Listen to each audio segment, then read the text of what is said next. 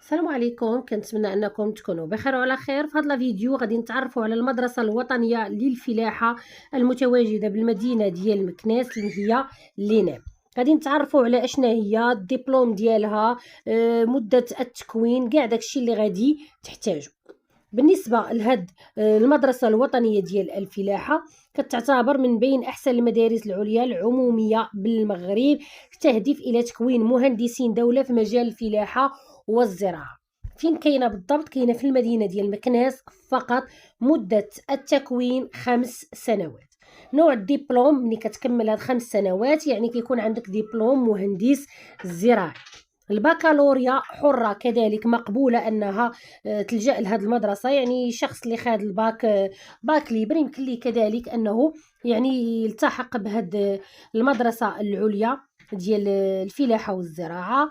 المنحة كاينة فيها، يعني إلا دفعتي لابورس وخرجت لك راه غتشدها إلا قريتي في هذه المدرسة هذه. كذلك الداخلية كاينه، يعني كتدفع وكتدخل للداخلي لا سيتي كاين بالنسبه لهاد المدرسه العليا ديال الفلاحه والزراعه.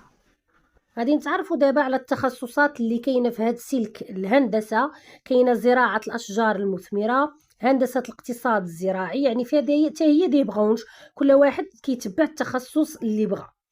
كاينه هندسه التنميه، الانتاج الحيواني والرعي، حمايه النباتات والبيئه، علوم وتقنيات الانتاج النباتي.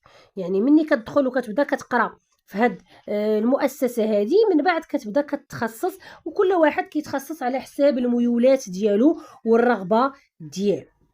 بالنسبة لشروط الترشيح، تكون حاصل على البكالوريا دورة 2025 في المسالك التالية، يعني الباك يكون جديد، سواء باك ليبر سواء باك عادي، في الشعبة ديال علوم رياضية ألف وباء، علوم فيزيائية، علوم زراعية، علوم الحياة والأرض.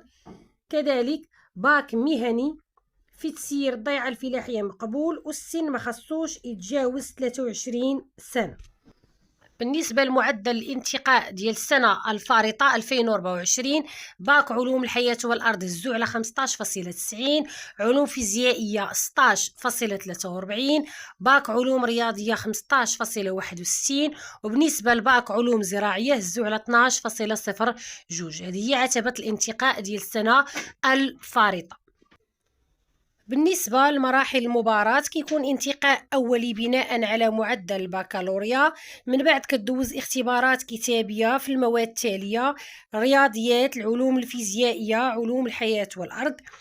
آخر أجل باش تسجل في هذه المدرسة هو 14 شهر 7 2025، يعني ملي كيتسالى التسجيل من ورا 14 ديك الساعة كيعزلوا الناس اللي نجحات ديك الساعة في الاختبارات الكتابية، وكيلوحوا اللائحة يعني في الموقع الرسمي ديال هذه المدرسة الوطنية للفلاحة بمكناس. وبالنسبة لرابط التسجيل غادي تلقاوه في أول كومونتير بالنسبة للتلاميذ اللي بغاو يتسجلوا، وبالتوفيق للجميع.